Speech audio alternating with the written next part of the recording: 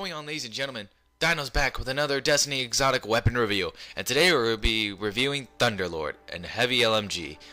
The description reads, "They rest quiet on fields afar, for this is no ending, but the eye." This is a really heavy LMG. It does arc damage, one of the slower fire rate types of LMGs, but it packs a humongous punch. Now, we're going to start off with the perks here. Let's get on with it. So, first we have Accurized Ballistics. More range and impact, increased recoil. That's the one you start with. It's decent. More range and impact, increased recoil. The range and impact are slightly bumped, but if you're looking for stability, then you're going to want to go with this last one, Linear Compensator. More predictable recoil, slight boost to range and impact, more recoil. Then we have its first true perk, Feeding Frenzy. Kills with this weapon increase the reload speed for a short time. Killing like 4 dregs at a time will speed up the reload significantly. That is, if that's what you're looking for in a weapon.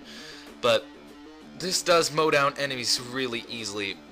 About 3 body shots for PvE. Actually, just 3 body shots for any kind of enemy. Most enemies, they go down with. PvP, 3 shots no matter what. So, it all depends where you want to hit. 3 body shots, that's fine. Kill them. 3 headshots, you kill them again, and they're fine. Then we have a damage upgrade, and then our next perk, Perfect Balance. This weapon has extremely low recoil. This is the perk I use in PvP, because I know for a fact with the other 2 perks, I won't be using it as often, because now with the patch, or update, whatever you want to call it, the heavy ammo no longer drops after you kill a person with heavy ammo. So, the usefulness of the other 2 perks aren't as helpful as landing those consistent shots and just using the bullets that you have available. Then we have Field Scout, maximum ammo capacity. This bumps up the gun's magazine from 38 to 60. And believe it or not, that is a really high number for one of these kind of LMGs. That can take out a lot of enemies just in general. But the thing is, now your recoil is going to... This gun kicks like a mule. So if you don't have the right perks or the right sets, this thing will kick wildly. So if you're okay with the recoil, or can at least control what you have and pace out your shots, then you can use Field Scout and do a lot more damage than you will with the other 2 perks. And finally we have Flared Magwell. Last we have Flared Magwell. Reload this weapon even faster. It's a meh perk. It's a meh perk. Then we have its final perk other than the damages, Lightning Rounds. This weapon fires faster and more accurately the longer the trigger is held. Now, this is very apparent when you have Field Scout. After a while, it turns into the medium fire rate LMGs. And that, with 60 shots, that'll get out those numbers in no time, putting down DPS for a while. Not to mention, Lightning Rounds has a hidden perk. It acts as if an electric flyer fought. It acts as if it's an electric firefly. And the thing is, it doesn't happen all the time, but when it does, oh, it's beautiful. Just the sound of this gun in general, just sounds so nice. And now, we can get on with our ratings. First we have PvP, PvE, Vault of Glass, and Crota's End. First we have PvP, and to be honest, you really shouldn't be taking an exotic in the Crucible, only because it's the least utilized kind of weapon that you'll use in PvP. But if you feel adventurous and just want to try it out, if you have stability on, max stability and range, then you should be fine. This does kick and punch so hard, so hard. So in PvP, I'm gonna give it a 7 out of 10. It does the kills, but there are better PvP exotics out there, not to mention better legendaries. So, 7 out of 10. For PvE, on the other hand, this thing's a beast, no matter what you're in. Even in Nightfalls without the burn, this thing just destroys.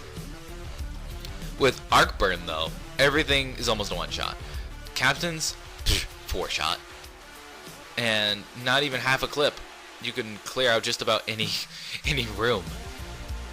Plus, coupled with the Firefly or Lightning Rounds perk, this thing is just a beast. A beast. Monstrous beast. So I'm going to give it a 8 out of 10 in PvE. Bolts of Glass, on the other hand, there isn't a lot of places where ThunderLord can shine in Vault of Glass, other than its raw damage and just the thing is with rockets, in comparison to LMGs, rockets get out damage a lot quicker than the LMGs do. Granted, if you land all the shots, LMGs altogether do more damage, but the thing is you have to consistently land shots on a boss or enemy to do maximum damage, as to a rocket you fire and forget. So where this gun would struggle is bosses, Atheon and the Templar. They just have way too powerful of attacks to hit you with for you to cause enough damage that is considerable. So in Vault of Glass, I'm going to give this a 6 out of 10. And Crota's End Raid. Crota's End Raid, it's a little iffy too. In the first part, this thing is very valuable. That Firefly perk on it, or lightning rounds, killing those thralls, it's almost a breeze.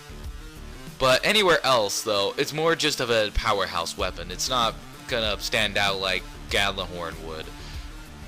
So I'm gonna give it a 7 out of 10, only because for the beginning part, the ThunderLord will save a lot of ammo, a lot of lives, and kill a lot of thralls.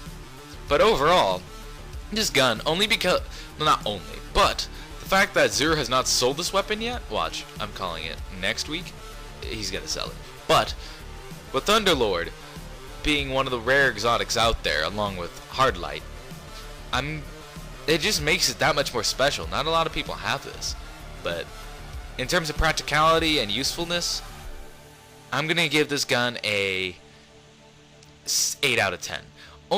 Because this weapon's a powerhouse. It's just so strong. The impact is massive on this gun. The reload's okay, the range and stability are okay, but you have perks to either increase the stability or the bullet size, mag size, and you can just destroy and wreck with this gun. 8 out of 10. And that's all we have for this video. Hope you guys enjoyed. Please rate and subscribe to the Heavy Duty Bastards. Also check out my channel. Not to mention, I'm starting to post Dark Souls 2 stuff there. I only have one video. If you guys like it, then leave a like. 10 likes and I'll post more Dark Souls stuff. And in terms of the exotic weapon review, what I'm gonna do, the next one is Patience and Time. After that, the almighty rare Necrochasm, and from there we'll see what we get after that. Take it easy, guys. Blark it up.